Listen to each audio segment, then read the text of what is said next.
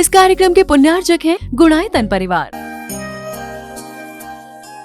गुणायतन परिवार द्वारा भोपाल में बड़ी सार्थक पहल की गई है, जिसमें बच्चों को संस्कार युक्त और गुणवत्तापूर्ण शिक्षा देने का मौका मिल रहा है। ये बच्चों की व्यवस्था की गई है, जिसमें 6वीं 7वीं के बच्चे इस साल लिए जाएंगे और 11वीं 12वीं और सीए फाउंडेशन के बच्चों को यहाँ रखा जाएगा।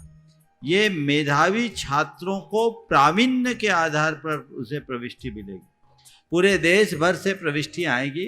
प्रत्येक कक्षा में मात्र 30-30 बच्चों का ही चयन होगा और चयनित बच्चे वे होंगे जो अपनी प्रतिभा के बल पर चुने जाएंगे और उनको एक प्रकार की स्कॉलरशिप दी जाएगी। ये छात्रवृत्ति के तहत पढ़ेंगे। गुणायतन के समाज कल्याण की दिशा में एक बहुत अच्छी पहल है और ये सार्थक पहल है। इसकी शुरुआत भोपाल से हो रही है। ये भोपाल वालों के लिए बहुत गौरव का विषय है। इसके लिए गुणायतन के साथ विद्यासागर इंस्टीट्यूट और सेज और एपीटी, इन तीनों को भी मैं बहुत बहुत आशीर्वाद देता हूँ।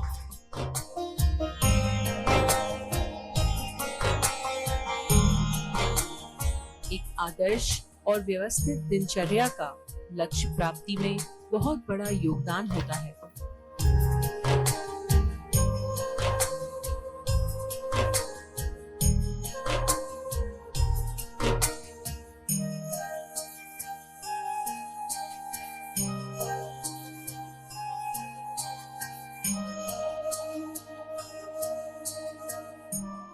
बोलो अहिंसा परमो धर्म की जय। परम पूज आचार्य गुरुवर श्री विद्यासागर जी महाराज की जय। बोलो आचार्य श्री समय सागर जी महाराज के, मुनि श्री प्रमाण सागर जी, संतान सागर जी महाराज के नमोस्तु। बधो सिद्ध चक्र महामंडल विधान की इस पावन आराधना में आज का दिन एक विशिष्ट दिन है। आज हम कर्म क्षय विधान कर रहे हैं। हर प्राणी की आत्मा में कर्मों का बंधन है और कर्मों ने हमारी चेतना को पूरी तरह जकड़ दिया है। मनुष्य के जीवन की सबसे बड़ी विचित्रता ये है कि वो कर्म के फल से तो बचना चाहता है, पर कर्म से बचने की कोशिश नहीं करता। आज के संदर्भ में 4 बातें आप सबसे मैं कहूंगा। कर्म का बोध, कर्म का बंध, कर्म का भोग और कर्म का क्षय। कर्म का बोध, कर्म का बंध, कर्म का भोग और कर्म का क्षय। हम आप सबको कर्म का बोध है? बोलो। कर्म का बोध, मेरी आत्मा में कर्म बंध में कोई कर्म एक तत्व है जो मेरी चेतना को परतंत्र बना रहा है। जब तक इसका बोध नहीं होगा, जीवन परिवर्तित नहीं होगा। अगर हम थोड़ा गहराई से अनुभव करें तो हमें कर्म का आभास तो होगा। हमारे जीवन में जो भी विषमताएं हैं, उसका मूल क्या है? कर्म है। संसार में हम आप सब अलग अलग हैं, इसका कारण क्या है? कर्म है। औरों को देखकर हम अपने कर्म का बोध कर सकते हैं। कोई जरूरत नहीं है कि हम शास्त्र पढ़े तभी कर्म का बोध हो। सड़क चलते हुए भी हम कर्म का बोध कर सकते हैं। सड़क चलते हमें कई दीनहीन व्यक्ति दिखाई पड़ते हैं। उसे देखकर कभी मन में आता है कि इसकी जगह मैं होता तो मेरा क्या होता? तुम्हें सड़क चलते अनेक व्यक्ति ऐसे दिखेंगे जो दिव्यांग होंगे, विकलांग होंगे। उन्हें देखकर कभी लगता है कि कहीं इसकी जगह मैं होता तो मेरा क्या होता। सड़क चलते तुम्हें कई अनाथ और रुग्ण भी मिलेंगे। उन्हें देखकर कभी लगता है कि इनकी जगह मैं होता तो मेरा क्या होता। सड़क चलते तुम्हें अनेक ऐसे व्यक्ति मिलेंगे जो निराश्रय हैं, जो भिक्षाचरी से अपना जीवन जी रहे हैं। उन्हें देखकर कभी लगता है कि इनकी जगह मैं होता तो मेरा क्या होता। सड़क चलते तुम्हें अनेक ऐसे विक्षिप्त और विकृत चित्त लोग भी मिलेंगे। उन्हें देखकर कभी लगता है कि इनकी जगह मैं होता तो मेरा क्या होता, और वो वैसे हैं, मैं ऐसा क्यों नहीं। ये फर्क कौन करा रहा है? ये फर्क कराने वाला ही कर्म है। यही कर्म का बोध करा सकता है। संसार की विचित्रता को देखकर जो उसकी जड़ में झांकते हैं वे कर्म का बोध करते हैं, और जिन्हें कर्म का बोध होता है वही कर्म का क्षय करने में समर्थ हो सकते हैं। जीवन को आगे बढ़ाना चाहते हो तो कर्म का बोध करो। कर्म का बोध होगा तभी कर्म के बंध से बचोगे। कर्म का बंध तो 24 घंटे हो रहा है, लेकिन जिसे कर्म का बोध ही नहीं उसे कर्म के बंध का एहसास क्या होगा। हम सब एक उस सतही विश्वास में जीते हैं कि कोई कर्म है, कोई कर्म बंधता है, कोई कर्म कटता है। अंतर मन में उतर करके देखो कि क्या यथार्थ में मेरे भीतर कर्म की सत्ता का बोध है। कर्म मेरे जीवन का नियंत्रक और संचालक है। कर्म मेरी समस्त वृत्तियों और प्रवृत्तियों का निर्धारक है। कर्म मेरे जीवन का नियंता है ऐसा बोध। ये बोध अंतर मन में जगते ही जीवन की दिशा बदल जाती है। ये कर्म अनवरत बंध रहा है, 24 घंटे बंध रहा है। सोते जागते चलते फिरते उठते बैठते हर क्रिया में बंध रहा है। ये भाव बोधन होना चाहिए। कर्म का बंध कैसे? जैसे मैं बोल रहा हूं, मेरे सामने कैमरा है, मैं जैसा बोल रहा हूं और जैसा एक्शन कर रहा हूं सब रिकॉर्ड हो रहा है, वही प्ले हो रहा है। अब उसके चिप में देखोगे तो कुछ भी दिखाई नहीं पड़ेगा, पर सिस्टम में सब दिखाई पड़ता है। ऐसे ही हम अपने मन से, अपने वचनों से, अपने शरीर से प्रवृत्तियां करते हैं। उन प्रवृत्तियों के निमित्त से हमारी चेतना में एक विशेष प्रकार का वाइब्रेशन होता है, परिस्पंदन होता है। उस परिस्पंदन के निमित्त से हमारी आत्मा के साथ जुड़े हुए जो परमाणु हैं, जिन्हें हम कर्म के परमाणु कहते हैं, वो हमारी ओर आकर्षित होकर कर्म के रूप में परिवर्तित हो जाते हैं और हमारी आत्मा से एक में हो जाते हैं। इसका नाम ही कर्म का बंध है, जो हमारी हर प्रवृत्ति के अनुरूप होता है। जैसा हमारा भाव, जैसे हमारे विचार, जैसी हमारी प्रवृत्ति, वैसे कर्म के संस्कार हमारी चेतना में जुड़ते जाते हैं। ये अनवरत चल रहा है। हम सोचे कि ये कर्म कैसे आ गया मेरे जीवन में, ये सब कैसे हो गया, क्या हो गया। भैया जो तूने किया वही है, जो तेरा एक्शन था वो रिकॉर्डिंग बता रही है। 24 घंटे ये क्रम चल रहा है। इस बात का एहसास और आभास हर मनुष्य को होना चाहिए। कर्म बंधते समय किसी को नहीं लगता कि मेरे जीवन में भी कुछ है जो बंध रहा है। व्यक्ति कदाचित अपराध से तो डर जाता है क्योंकि उन्हें उसकी सजा दिखती है, जेल, लेकिन पाप से नहीं डरता क्योंकि उसे पाप का बोध नहीं है। उसे लगता नहीं कि पाप का फल भी मुझे मिलेगा। कर्म के बोध से ही कर्म का बंध छूटता है। जागरूक रहिए, ये बात अपने अंतर मन में बिठा करके रहिए कि मेरी प्रत्येक प्रवृत्ति से कर्म का संबंध जुड़ा हुआ है। जो कुछ भी मैं बोल रहा हूँ, जो कुछ भी मैं सोच रहा हूँ, जो कुछ भी मैं कर रहा हूँ, उसके संस्कार मेरी चेतना में जुड़ रहे हैं और वे ही कालांतर में पक करके सामने आके मेरे अच्छे बुरे जीवन का निर्धारण करते हैं। इसलिए अगर मैं अपने जीवन को अच्छा बनाना चाहता हूँ तो मुझे चाहिए कि मैं अपने भाव, विचार और व्यवहार को अच्छा बनाए रखने का प्रयास करूं। ये बोध आएगा ना, जब कर्म का बोध होगा तब आप कर्म के बंधन से अपने आप को बचाने में समर्थ हो सकोगे। हर व्यक्ति के हृदय में ऐसी पुकार उत्पन्न होनी चाहिए, ऐसा भाव जागृत होना चाहिए कि मेरे जीवन में कर्म की क्या भूमिका है, वो किस प्रकार से मेरे जीवन से जुड़ता है। हम क्रिया करते समय, प्रवृत्ति करते समय बेभान होते हैं और जब कर्म पक कर सामने आता है तो भगवान को दोष देते हैं, हे भगवान ये कौन से पाप की सजा मिल रही। भगवान कहते थोड़ी रिकॉर्डिंग सुनो, देख लो, आवाज तो तेरी है, कोई दूसरे की थोड़ी है। उस समय कहाँ बेभान थे।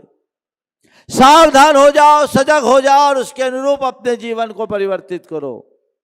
कर्म के बोध से कर्म का बंध रुकता है। आप अपने अंदर कर्म का बोध रखिए, कर्म बंध से बचिएगा। कर्म बंध के लिए भी एक बड़ा अच्छा गणित है। अपनी प्रवृत्ति में यत्नाचार का पालन करो, अच्छे काम को जितना हो पूर्ण उत्साह के साथ करो और बुरा काम करो मत। करना हो तो मन मार कर करो, बुरा काम करो मत, करना ही पड़ जाए तो मन मार कर करो और अच्छा काम पूरे प्राणों से करो। ये कर्मबंध की प्रक्रिया अभी विधान कर रहे हो तुम लोग, सब आनंद ले रहे हैं, पुण्य सब बांध रहे हैं, लेकिन सबका एक सा नहीं बंध रहा। जितना उत्साह उतना पुण्य।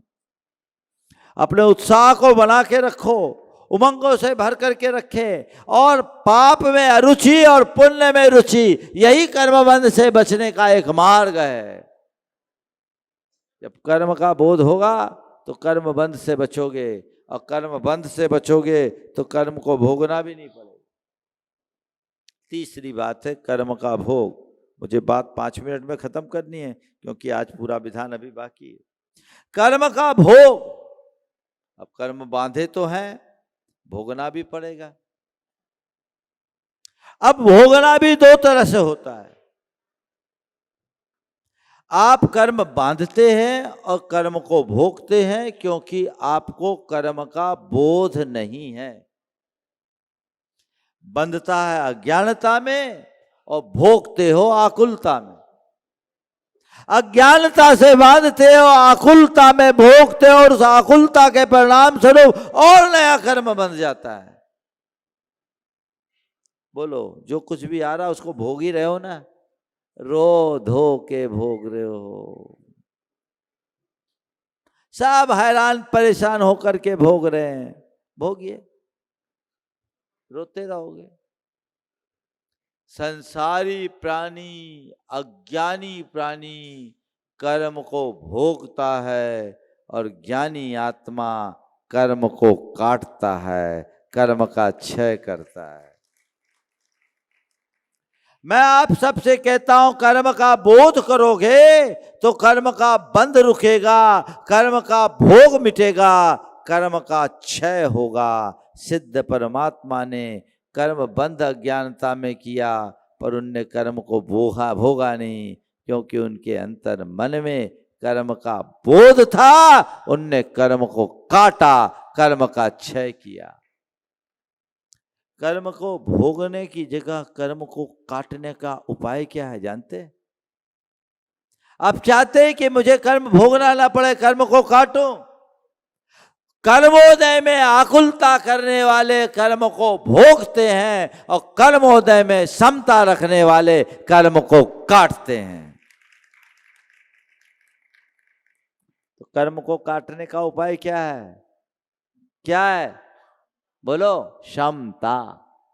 जो आए उसे सहज भाव से स्वीकार करने की सामर्थ्य अपने भीतर विकसित करो। ठीक है, कर्म का उदय ये मेरा स्वभाव नहीं है, संयोग है।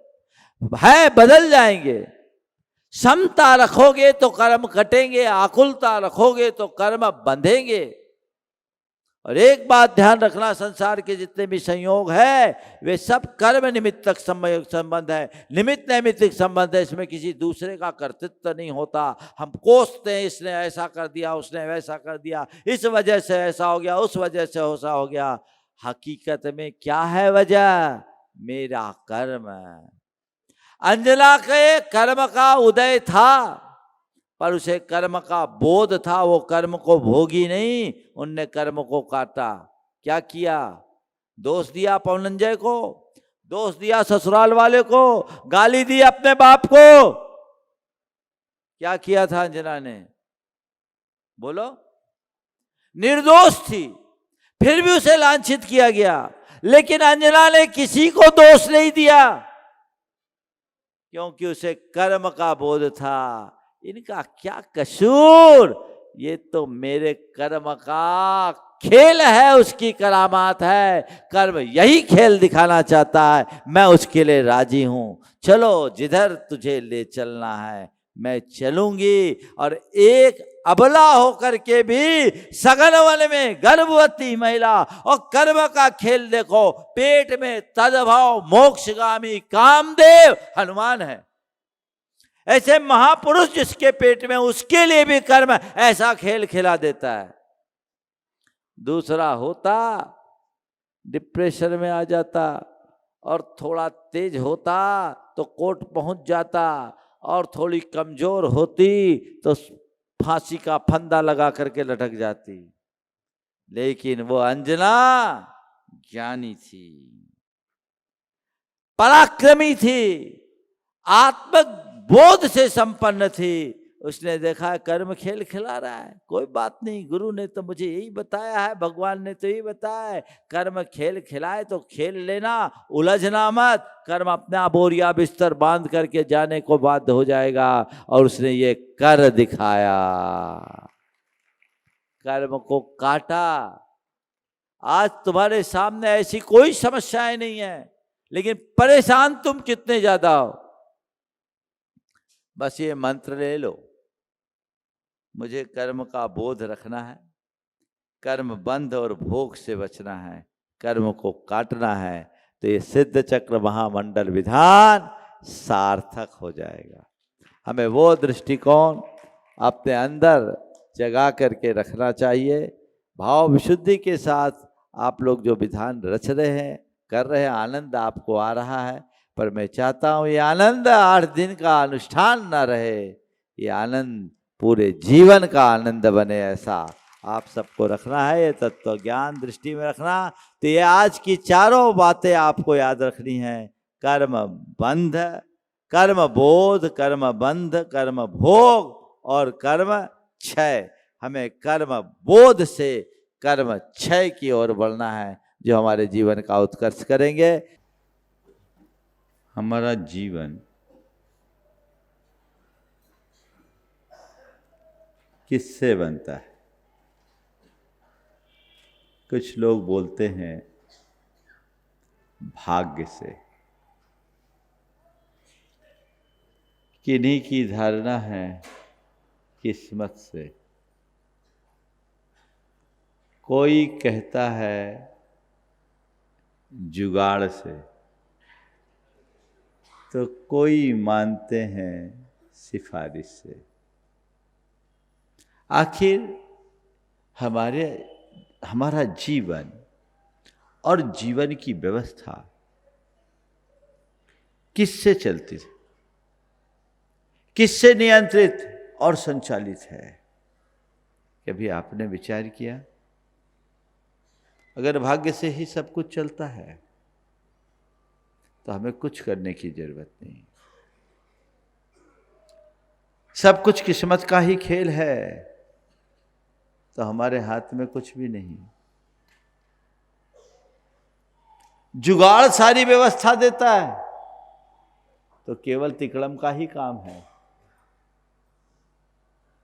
और सिफारिशों से काम बनता हो तो मात्र गुहार लगाने की आवश्यकता है। लेकिन नहीं, ऐसा कुछ नहीं है और ऐसा कभी नहीं है, कहीं नहीं है। हमारा जीवन न भाग्य से चलता है, न किस्मत से चलता है, न जुगाड़ से चलता है और न ही सिफारिशों पर अवलंबित है। हमारा जीवन जीवन के नियमों से चलता है और जिसका मूल है कर्म। कर्म क्या है? कर्म कोई दैवी दंड नहीं है, कर्म कोई कल्पना नहीं है, कर्म कोई रहस्य भी नहीं है। कर्म एक ऐसा विज्ञान है जो हमारे समग्र जीवन को व्यवस्थापित और संचालित करता है। क्या है कर्म? आज का विषय है कर्म का विज्ञान, सफलता का सही मार्ग। हर कोई सफलता चाहते हैं, सबके अर्थ दृष्टि में सफलता के अलग अलग मायने और सभी लोग सफलता का रास्ता भी अपने अपने तरीके से चुनते हैं, लेकिन हर कोई सफलीभूत नहीं हो पाता। प्राय देखने में ऐसा आता है कि सफलता की दौड़ में दौड़ने वाले लोग प्राय जिंदगी से हार जाते हैं, थक जाते हैं, अवसाद में उलझ जाते हैं, क्योंकि हमने अपने जीवन की वास्तविकता को समझा ही नहीं। कोई आदमी नीम का बीज बोए और आम का फल खाना चाहे, क्या ये संभव है? बोलो। अरे नीम का बीज बोने पर तो नीम ही फलेगा। एक आदमी अपने घर के बाहर बबूल का पेड़ लगाया, रात दिन उसमें सींचता रहा, खाद देता रहा, पानी देता रहा, रमा रहता था। एक दिन किसी ने बोला, भाई क्या बात है, इस बबूल की कटीली झाड़ी को तूने अपने घर के आगे क्यों लगा रखा है? बोले तुझे पता नहीं, टेक्नोलॉजी बहुत आगे बढ़ गई, देख थोड़े दिन बाद इसमें आम के मीठे फल लगेंगे। टेक्नोलॉजी बहुत आगे बढ़ गई, देखना थोड़े दिन बाद इसमें आम के मीठे फल लगेंगे। सामने वाला जोर से हंसा और कहा, भाई मेरे बोया बीज बबूल का तो आम कहां से आए? न भूतो न भविष्यति। आज कुछ ऐसा ही दिख रहा है। जब तक हम कारण को नहीं समझेंगे, कार्य को उपलब्ध नहीं कर सकते। जड़ को जब तक नहीं पहचानेंगे, तब तक परिणाम को हासिल नहीं कर सकते। बीज जब तक सही नहीं होगा, फल प्राप्त नहीं कर पाएंगे। प्रयत्न की दिशा जब तक सही नहीं होगी, परिणाम हमारे हाथ में नहीं आएगा। सवाल कर्म के विज्ञान का है। कर्म का विज्ञान क्या है बताऊं आपको? आपके हाथ में मोबाइल है ना, इस मोबाइल को देखोगे पूरा कर्म सिद्धांत आ जाएगा। अब बताओ,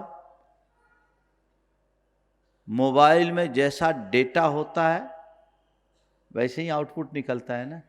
बोलो। जो डेटा है नहीं तुम्हारे मोबाइल में, वैसा आउटपुट निकलेगा क्या? बोलो। कभी नहीं निकलेगा। जैसा डेटा आप मोबाइल में डालते वैसे ही आउटपुट निकलता है।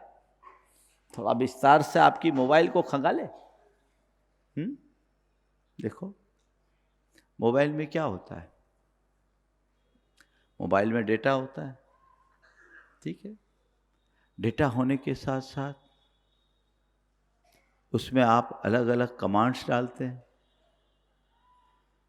तो फिर आपको उसका इनपुट मिलता है। जैसा इनपुट डालते हैं वैसा आउटपुट मिलता है, रिजल्ट निकलता है ना।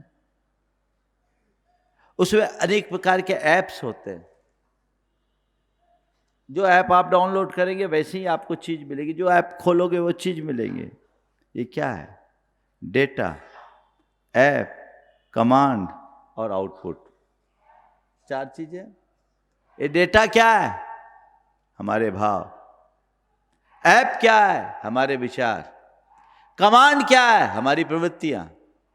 और रिजल्ट क्या है, आउटपुट क्या है? हमारा जीवन। समझ में आई बात? समझ में आई कि नहीं आई? बोलो। आपने क्या डेटा डाला है यह आपके भाव पर निर्भर है। भाव ही हमारे भाग्य का निर्माता है, भाव ही हमारे जीवन का आधार है, भाव ही कर्म का बीज है, भाव ही जीवन का मूल है। भावेन बद्धि कम्मम भावेनैव निरज्जयी। भाव से कर्म बंधता है और भाव से ही कर्म निर्जरित भी होता है। आपके मोबाइल के डेटा को आप भरे, उसमें फीड करें, उसमें फिर भी आपका दिमाग चलता है क्या भरना है क्या नहीं भरना है, और जो भर दिया आप चाहे तो उसको डिलीट भी कर सकते हैं। लेकिन ये जो हमारे भीतर का जो सिस्टम है ना, ये भाव ही सॉफ्टवेयर है। उसमें 24 घंटे वो इनपुट लेता रहता है। वो हमारा ऑब्जर्वर है। हम जैसा विचार करते हैं, जैसी क्रिया करते हैं, जैसा व्यवहार करते हैं, जैसा महसूस करते हैं, जैसा भाव करते हैं, वो संस्कार हमारे अंदर भरते जाते हैं। और फिर भाई जो डेटा है, आउटपुट तो वही मिलेगा। अपने अंदर देखो, मेरा डेटाबेस कैसा है। पुण्य का डेटा है या पाप का डेटा है? फीडिंग की चॉइस तो तुम्हारे हाथ में है ना। बोलो है कि नहीं? क्या फीड करना है आपको, कैसा डेटा डालना है आपको, ये सब आपके हाथ में है। हम तो चाहते अच्छा, फिर डेटा तो है सो है। आप गलत ऐप खोलोगे तो जैसा ऐप खोलोगे वैसे ही होगा ना भाई। मैं आपसे कहता हूं, क्रोध का ऐप खोलोगे तो शांति डाउनलोड होगी क्या? बोलो। गुस्से से कभी शांति आई? अहंकार से कभी स्थिरता आई? लालच से कभी संतोष मिला? बोलो। कौन सा एप्लीकेशन खोल रखा है आपने? क्या विचार है? भाव आधार है, विचार उसकी अभिव्यक्ति है। डेटा तो है, अब एप्लीकेशन आपकी चॉइस है जो आपके अपने विचारों पर अवलंबित है। किस विचारधारा के साथ आप चलते हैं उसके अनुरूप अपना काम कीजिए। सब उल्टा पुल्टा कर देते हैं। सही काम करोगे तभी ना होगा भाई। गलत नंबर डायल करने से सही आदमी फोन उठाएगा क्या? बोलो। लोग कहते अरे क्या करे, हम सब कुछ करते, हमारा काम ही नहीं बनता, मेरे ही साथ ऐसा क्यों होता है, ये सब बातें कहते हैं। थोड़ा देखो तो भाई, नंबर कौन सा डायल किया है तुमने? नंबर चेक करो। अगर जो तुमने चाहा है उसका सही परिणाम नहीं निकल रहा है तो इसका मतलब डेटा खराब है, नंबर गलत डायल किया है, या आपका एप्लीकेशन गलत है। अपनी कमांड सही रखो, एप्लीकेशन सही रखो, और जो डेटा है उसको ठीक से संभालो। और चलो भाई, पुराना डेटा जो है सो है, उसका ध्यान मत करो, नया डेटा अच्छा रखो। पुराना जो है उसको भूलो, नया को संभालो।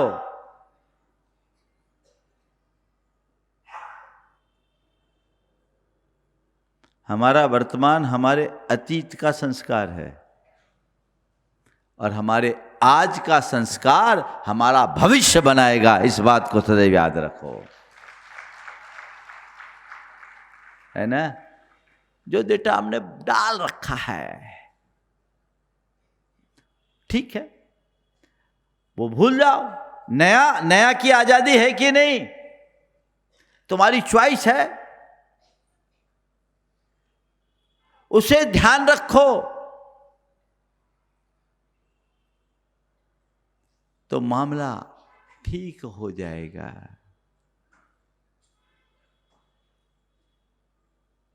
आप लोग तो कई तरह की चीजें ऐसे अपने साथ जोड़ लेते तो चीजें उलझ जाती है। भैया मोबाइल को देखो और अपने भीतर के कर्म के विज्ञान को समझो, रहस्य को जानो। रात दिन उसे ऑपरेट कर रहे हो, वो सिस्टम चल रहा है, निरंतर चल रहा है। हमें उसे गहराई से समझने की आवश्यकता और अपेक्षा है।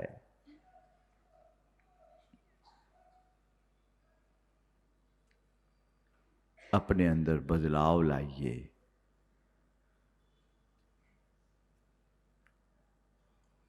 कर्म के सिद्धांत को समझिए, सारा रोना धोना खत्म हो जाएगा और जीवन शिखर पर पहुंच जाएगा। देखना तो आपको पड़ेगा।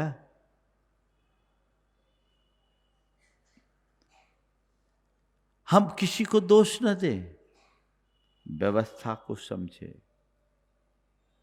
तो कर्म क्या है? कर्म हमारे ही द्वारा निर्धारित हमारे जीवन का डेटाबेस है, जिसे हम अपने प्रत्येक भाव, विचार, व्यवहार और प्रवृत्ति से कर रहे हैं। जैसा भाव वैसा विचार, जैसा विचार वैसा कर्म, और जैसा कर्म वैसा फल। भाव, विचार, कर्म, फल क्रम है। किसको सुधारना है? किसको सुधारना है? भाव। भाव सिस्टम को ठीक करो। ये बोलते हैं क्या करे, भगवान हमारी सुनते नहीं। भगवान क्या सुनेगा भाई? एक बार एक ने कहा महाराज भगवान हमारी नहीं सुनता। हमने कहा तू भगवान की सुनता है क्या? हाँ, तुम भगवान के सुनते हो? जब तुम भगवान की नहीं सुनते तो भगवान तुम्हारी कैसे सुनेंगे? एक तरफा कॉल में बातचीत होगी कैसे? एक बार एक ने कहा महाराज जी क्या करें, बिल्कुल कुछ नहीं होता, भगवान कब सुनेंगे? बोले भगवान तेरी हरकतें जानते, इसलिए उनने अपना सारा जिम्मा कर्म को दे रखा है, वही सुनेगा तुम्हारी। भगवान नहीं सुनने वाले। भगवान केवल उसकी सुन सकते हैं जो भगवान की सुनता है। और एक बात बोलूं, अगर भगवान की सुनना शुरू कर दो ना तो फिर किसी के पास सुनाने की जरूरत ही नहीं पड़ेगी। भगवान ने तो कहा कि तू मेरी सुन ले, मेरे पास आने की भी जरूरत नहीं पड़ेगी। जो भगवान की सुन लेता है वो खुद एक दिन भगवान बन जाता है। आप लोग करते क्या हो? भगवान को सुनाते हो। और भगवान को तुम्हारी राम कहानी पहले से पता है, तो वो क्या करते हैं? जैसे नंबर डायल करते हो वो कॉल को डाइवर्ट कर देते हैं। क्या बोलते हैं? डाइवर्ट करते हैं, फॉरवर्ड बोलते हैं, क्या करते हैं? हाँ, फॉरवर्ड करते हैं। वो कर्म को फॉरवर्ड कर दिया, वो ही सुनेगा। भगवान तो मूक दर्शक बने रहते हैं। अब भगवान बहुत दयालु है, कृपालु हैं। वो हमारे साथ कुछ नहीं करते, लेकिन कर्म के सिद्धांत में दखल नहीं देते। वे कहते जो इसको करना है करने दो। अपने द्वारा किए गए कर्म को हमें खुद से भोगना पड़ता है। सोच में ये बात स्थापित कीजिए। कर्म के इस विज्ञान को जानिए। जान लोगे शिकायतें खत्म हो जाएगी। शिकायतें खत्म होते ही जीवन की दिशा बदलेगी, और जब जीवन की दिशा बदलेगी तभी तुम्हारा परिणाम बदलेगा। इस कार्यक्रम के पुण्यार्जक गुणायतन परिवार।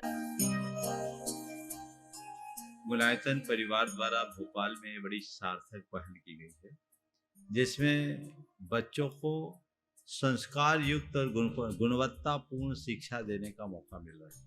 ये बच्चों की व्यवस्था की गई है, जिसमें 6वीं 7वीं के बच्चे इस साल लिए जाएंगे और 11वीं 12वीं और सीए फाउंडेशन के बच्चों को यहाँ रखा जाएगा। ये मेधावी छात्रों को प्रावीण्य के आधार पर उसे प्रविष्टि मिलेगी। पूरे देश भर से प्रविष्टि आएगी। प्रत्येक कक्षा में मात्र 30-30 बच्चों का ही चयन होगा, और चयनित बच्चे वे होंगे जो अपनी प्रतिभा के बल पर चुने जाएंगे और उनको एक प्रकार की स्कॉलरशिप दी जाएगी। ये छात्रवृत्ति के तहत पढ़ेंगे। गुणायतन के समाज कल्याण की दिशा में एक बहुत अच्छी पहल है, और ये सार्थक पहल है। इसकी शुरुआत भोपाल से हो रही है। ये भोपाल वालों के लिए बहुत गौरव का विषय है। इसके लिए गुणायतन के साथ विद्यासागर इंस्टीट्यूट और सेज और एपीटी, इन तीनों को भी मैं बहुत बहुत आशीर्वाद देता हूँ।